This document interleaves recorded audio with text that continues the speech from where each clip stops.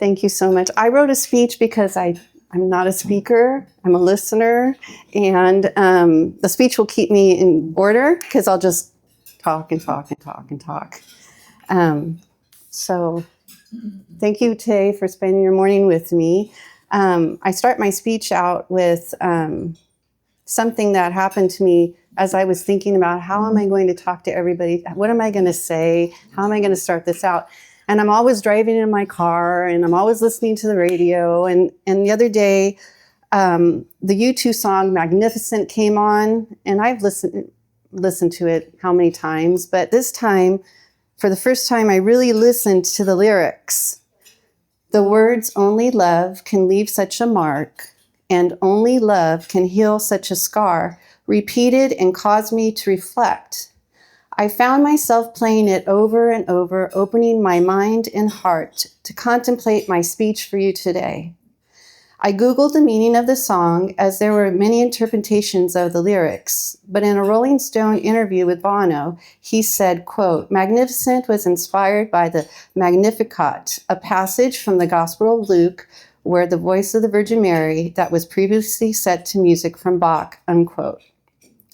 Mary, our mother, inspired the band to write and play the song, which in turn inspired me to write the speech for you today. Coincidentally, this song came out in 2009. Whoop, sorry, I don't know how, I've never used these. The beginning of my faith journey. In 2009, I was a wife and mother of 2 young children. I had experienced something that caused me such pain and suffering that my husband encouraged me to go out on walks while my children were in school and pray. He also encouraged me to go out and help others. The walks helped clear my mind, and one day I saw an image of my grandmother's fingers praying the rosary, and that emotional image reminded me of the quiet devotion my grandmother had for Our Lady. These moments of prayer and walking soon allowed me to discern how I wanted to help others. I knew I wanted to work with women and children. Soon thereafter, at a St. Anthony's 10:30 Mass, a missionary sister gave a speech on serving our community and afterwards passed out pamphlets of places we can help. I immediately saw a Holy Cross Center for Women.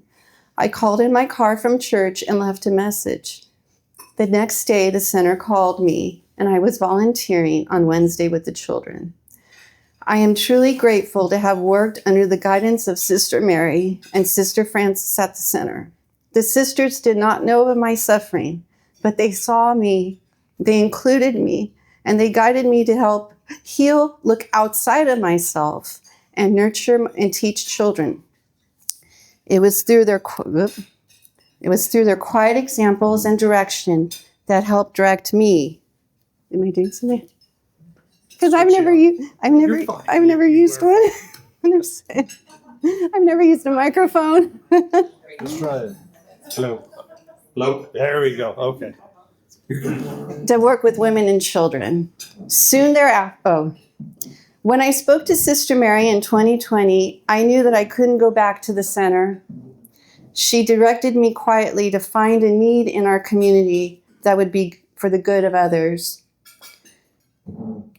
My heart was still for the community I helped at the center, children and the people experiencing homelessness. Once again, I wondered, what can I do? My Italian cousin just happened to share a living rosary on Facebook. I never saw one and immediately researched, and I knew we needed to pray the rosary. I asked 3 other mothers to help me plan a prayer event, and we prayed in my backyard during the pandemic. This beautiful opportunity to pray with others guided me with vigor to do more. I had thought about going out to help people experiencing homelessness, but I needed to seek guidance. I called Sister Kathleen Dreiling, and I shared with her my desires. She guided me to the human library concept. Essentially, the human library is a series of open books that are told by different people to share their stories. The purpose is to break down stereotypes and prejudices and encourage dialogue to deepen our understanding of each other, as we are more similar than different. In an age of social media where stories can be curated and freely accessed, there is a vulnerability to be able to share your story in person, which connects us to each other on a deeper level. This concept of storytelling lifted me out of my dreariness of staying at home during the pandemic and allowed me to start to collaborate with others. I was so blessed to have met so many new people who gave me so much advice and to help me start a new chapter of service for my life, or to my community, excuse me. I started going out with small outreach groups and met many people experiencing homelessness. Sister Kathleen reminded me of the loneliness and isolation people were experiencing. She reminded me of the lack of touch or hope. I kept these realities in my mind and heart every time I go out on the streets. The purpose of these outings was to see people, talk to them for as long as they needed, pray with them, share resources and small necessities. We would choose an area in town, approach people with gentle greetings. They'd often would ask if we were with a church group. They knew we were there to help. Listening was something I can do very well, and I would sit and listen to people, watch their hands, look into their eyes, and be completely present.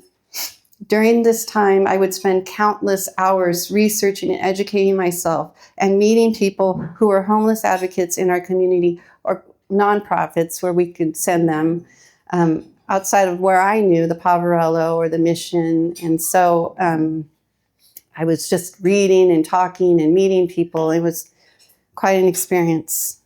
One of my most memorable outings was in 2022 at the Tower District. There were 4 of us, 4 moms, all mothers and 2 grandmothers, actually.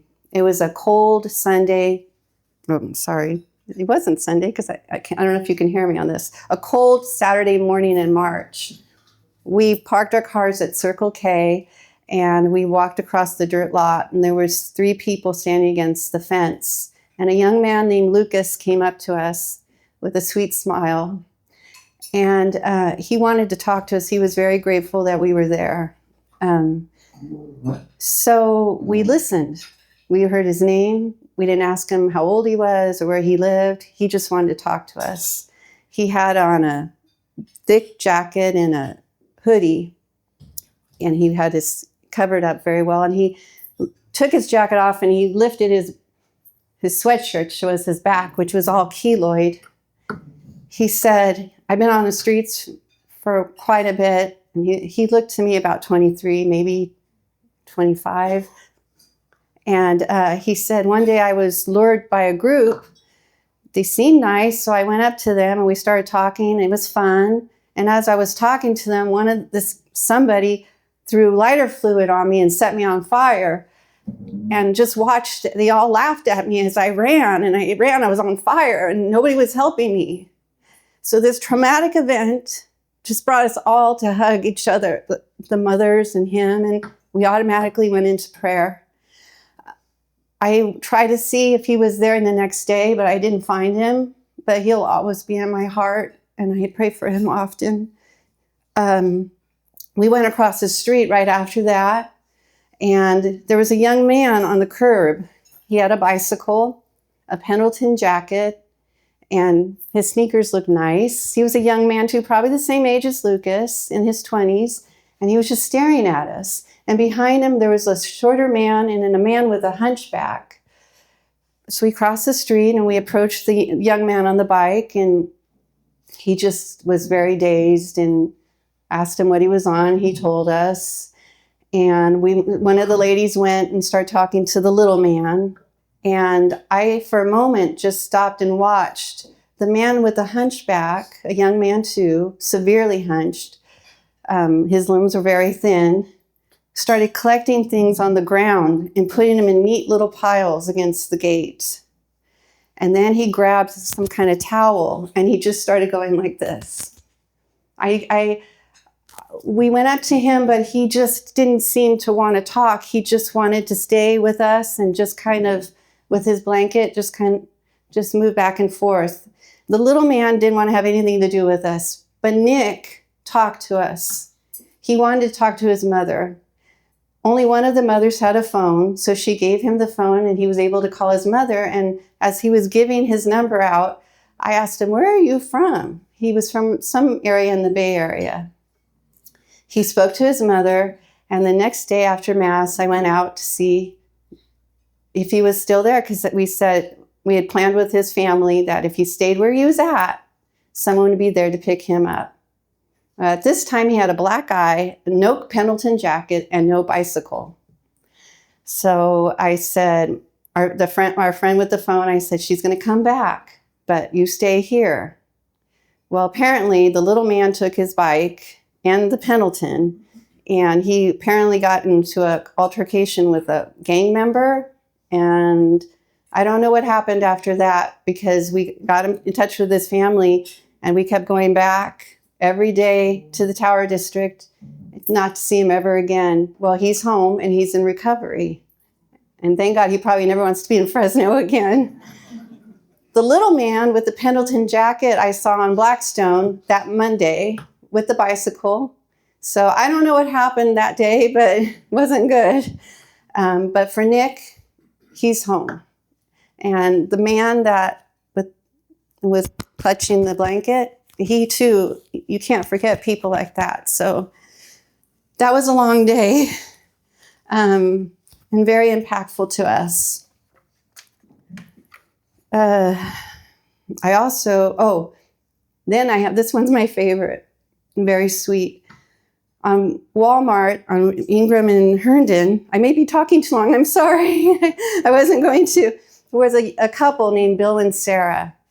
And Bill and Sarah had very sweet smiles too. And Sarah had a little wound on her leg, and Bill was very concerned. He just kept talking about how he was going to heal this wound, and he went to Walmart and he was going to do this and that. And she was, "You don't know what you're talking about." But when I heard Bill, he was very scientifically inclined, and he was very determined to heal her wound. So we talked, and when she would talk, I remember he just looked at her, just would look at her endearingly. And he told us that he'd always try any way to keep her warm. He gave her all the blankets, and he would sit. He's a big man. He looks like he had a beard and white hair. He would sit in the bushes next to her so he'd have some protection. But he said he always kept her warm. And they weren't from Fresno. They were traveling through. So I never saw them again. But as I left, I realized my encounter was on Valentine's Day, which meant, to me, I just saw complete love in these people, just very sweet people.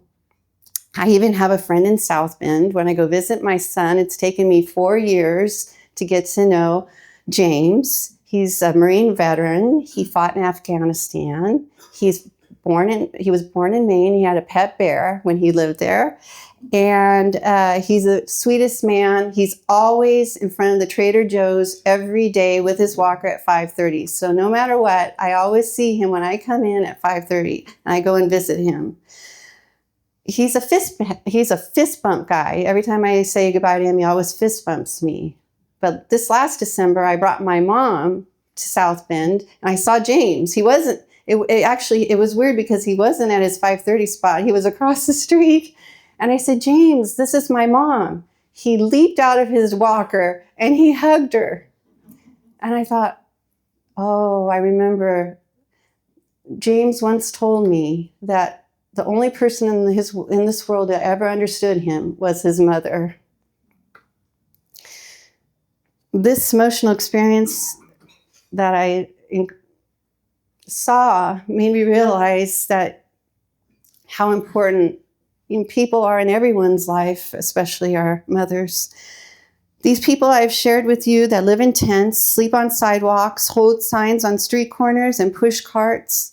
Like all first experiences, meeting new people may bring anxiety or shyness. But with my experiences meeting people experiencing homelessness or trauma, there, for the most part, are little barriers to break through To exchange greetings or slowly develop trust is very natural. To be honest, it's more difficult to say hello to someone at the grocery store or to create a more intimate relationship with an acquaintance because humans tend to protect themselves. That is when we need to remind ourselves of how each and every one of us is willed and created by God. Not that I'm telling anything. This is usually what I tell the children. The last story has led me to my current avenue of service. I was at Save Mart on Marks and Herndon. I usually go grocery shopping during the early morning. If I go to that Save Mart, it's because I forgot one or two things. So I was at the checkout, and there was a young girl in front of me, and she was going back and forth with the clerk. It was just one checkout line, and I don't even know how many people were behind us. I just saw the young girl in front of me, and they were talking about the cap on the laundry detergent. I looked at the laundry detergent. Well, she must have manipulated it so it broke, and she wanted to see if she could get it for free or at a discount. And the sales clerk goes, "Oh, I'm sorry. I know it has to go into damaged goods. We can't give it to you." And she said, "Oh, please leave it to me, please." And so I started looking at what she had. She had a dog collar. She had a little can of cat food and like another little item. And then I started looking at her like her. She was very thin, very frail, nervous energy. And I started seeing the sores on her face. And I remember Sister Frances and Sister Mary always have the children watch videos about drug abuse and what it did to you. So I would watch them every year with them. And I'm going to take a guess that she was a meth user. I'm going to just think that because of what I saw. But anyway, I turned to her and I said, "Oh, you have a little dog? You have a dog?" And she said, "Yes." "Oh, what's his name?" And she told me, and then she started to calm down. I said, "Oh, my name is Mimi." And she goes, "I'm Amanda." And we shook hands. And in the corner of my eye, I saw the man take out his wallet and pay cash. And the sales clerk said, interrupted us and said, "You can thank your neighbors today for helping you out." And she hugged me, and then she shook his hand, and in between us was this little girl, about 6 or 7, just watching everything happen. Between us, it was a quiet example of dignity that was witnessed by the child, and that example will be with her for the rest of her life. Since this time, I take these stories to San Joaquin Memorial every October 10th, which is World Homeless Day, Mental Health Day, to educate students about the children of God that I meet in the streets. It is to help remind us that we are all loved and created equally by God. I recently read Pope Benedict's inaugural homily where he had stated, quote, "We are not some casual and meaningless product of evolution. Each of us is a result of a thought of God. Each of us is willed. Each of us is loved. Each of us is necessary," unquote. By showing God's love and seeing people, being truly present with people and demonstrating love, these are examples of how I encourage the students at the high school to do. See each other, show kindness through your actions, and be present with others. Present. God's love is in every one of us. He is ever present in all our lives. God is love. And I encourage them to do this when they volunteer with each other, when they go outside of school and they see things happen, like what happened to Lucas. Don't just sit there and watch something like that. Do something. Because hopefully, before they get out there in the real world, that's what I'm hoping. So, in the song, the lyrics state, "You and I can magnify," from magnificent. I feel that these words can be interpreted as all of us, as God's children, can see each other and bring forth and truly share God's actual grace. We can share his love with others, as every person on this earth is a child of God. Praying the rosary has allowed me to look outside myself and to see others. Our Lady's intercession has directed me to the stories I shared with you today. I hope more youth will engage in prayer to the Blessed Mother, and through such prayer, they receive the peace and calm she provides us. When San Joaquin Memorial started, the Holy Cross Sisters created a grotto on campus, and the grotto has been moved over the years and was not interactive with the student body who walked past it every day. Thus, in 2022, our family rehabilitated the grotto, because when my daughter would go visit my son, she said, "Why does ours look like this and theirs looks like that?" So we did that so that the students could go pray, classes could be held there, and it would stand as a reminder to visitors that they are on a Catholic campus. In order to ensure that it is maintained and sustained, I, with 2 other SJM mothers, have been working on developing a grotto society. Our goal is to create prayer for the students at the grotto, to develop a loving relationship with our mother so they can always go to her anytime. We show by example, praying the rosary at the grotto every Wednesday, holy days of obligation, or special events. It's taking its time. It's not all there, but it's been wonderful once again to be able to work with people and create something. So we do not ask parents for donations, but we encourage their time and presence in prayer. Currently, with the use of the grotto by the students, we need to replace candles monthly, which is so encouraging to witness. You are all welcome to pray with us or share in helping develop this beautiful project with your knowledge or expertise. Finally, you will notice a Ferrero Rocher candy at your place setting. I learned about the history of the chocolate when I had a lunch with ladies to help direct me how to begin a grotto society. And I learned when I was trying to find a menu for Our Lady of Lourdes, the chocolate was created to look like the stones of the grotto. I don't have much time to go out anymore, but I still visit people I see often. One such couple just started going to Poverello, and I'm hoping that they stay strong and receive the love and help they deserve. I also went back to Holy Cross Center for Wellness, and I just started my team formation with Kairos Prison Ministry. So God has blessed me with so much. I am grateful to be working with the team at the center and meeting and growing with the beautiful ladies of Kairos Prison Ministry. It has been a privilege to meet the people I spoke to you about today and to be able to share their stories with you this morning. I appreciate the opportunity to honor the women who gave me so much and allowed me to grow, love, and serve. Thank you so much for spending your early morning with me today.